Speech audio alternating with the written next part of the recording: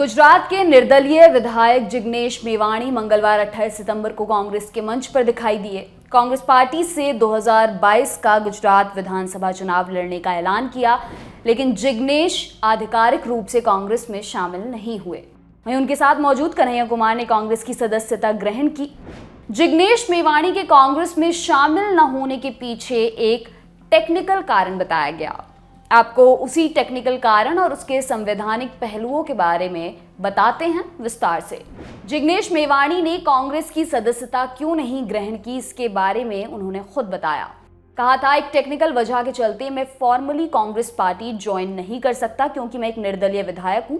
If I join a party I may not continue as an MLA.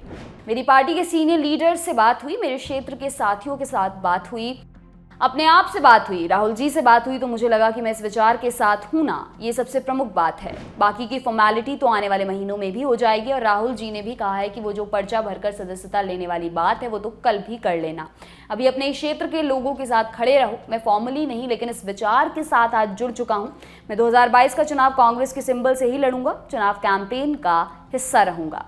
आपको बता दें कि 2017 के गुजरात विधानसभा चुनाव में जिग्नेश मेवाणी ने वडगाम विधानसभा सीट से निर्दलीय उम्मीदवार के तौर पर पर्चा भरा था। कांग्रेस ने तब जिग्नेश के खिलाफ कोई उम्मीदवार नहीं उतारा था।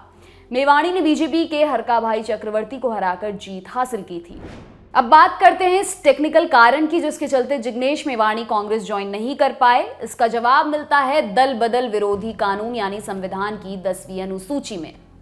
1985 की जनवरी में शीतकालीन सत्र के दौरान राजीव गांधी की अगुवाई में संविधान में 52वां बदलाव किया गया। इससे बना दल बदल विरोधी कानून 1985।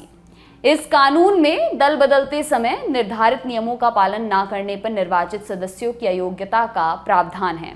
दल बदल विरोधी कानून के तहत इन आधार पर अयोग्य घोषित किया जा सकता है यदि एक निर्वाचित सदस्य स्वेच्छा से किसी राजनीतिक दल की सदस्यता छोड़ देता है, यदि वह पहले से अनुमति लिए बिना अपने राजनीतिक दल या ऐसा करने के लिए अधिकृत किसी व्यक्ति द्वारा जारी किसी निर्देश के विपरीत सदन में मतदान करता है या मतदान से दूर रहता है।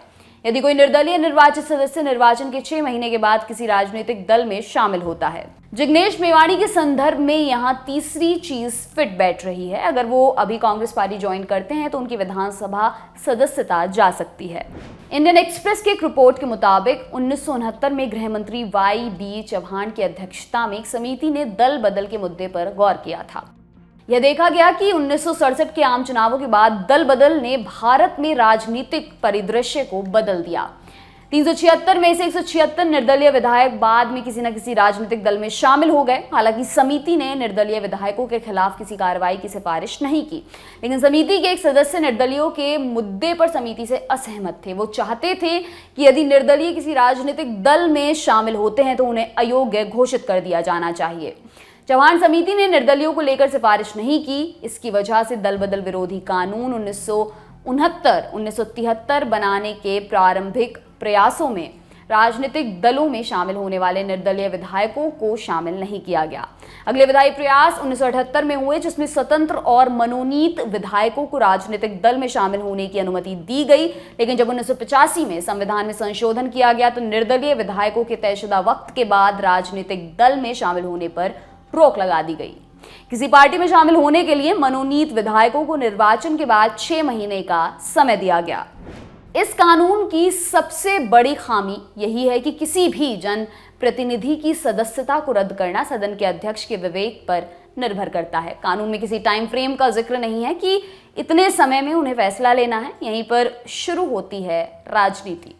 देखने में आया है कि सदन के अध्यक्ष ने कभी तेजी से फैसला लिया तो कभी फैसला लेने में बहुत देर लगा दी। ऐसे में राजनीतिक पूर्वाग्रह के आरोप सदन के अध्यक्ष पर लगे। हालांकि पिछले साल सुप्रीम कोर्ट ने कहा था कि स्पीकर को 3 महीने के अंदर दल बदल विरोधी मामले में फैसला कर देना चाहिए। पश्चिम बंगाल में भाजपा विधायक मुकुल रॉय के खिलाफ अयोग्यता याचिका 17 जून से विधानसभा अध्यक्ष के पास लंबित है। डेडलाइन बीत चुकी है लेकिन फैसला अभी तक नहीं हुआ है। मुकुल रॉय ने 2017 में टीएमसी छोड़ दी थी और बीजेपी में वो शामिल हो गए थे, लेकिन इसी साल यानी 2021 में बंगाल विधानसभा चुनाव के नतीजे आने के करीब 1 महीने बाद वे फिर से टीएमसी में शामिल हो गए।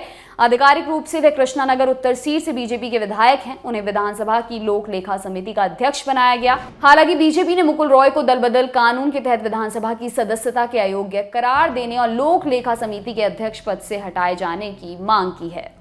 आपके लिए तमाम जानकारी लाए हैं हमारे साथी डेविड। मेरा नाम है दिव्यांशी। देखते रहिए दी लल्लन टॉप। शुक्रिया।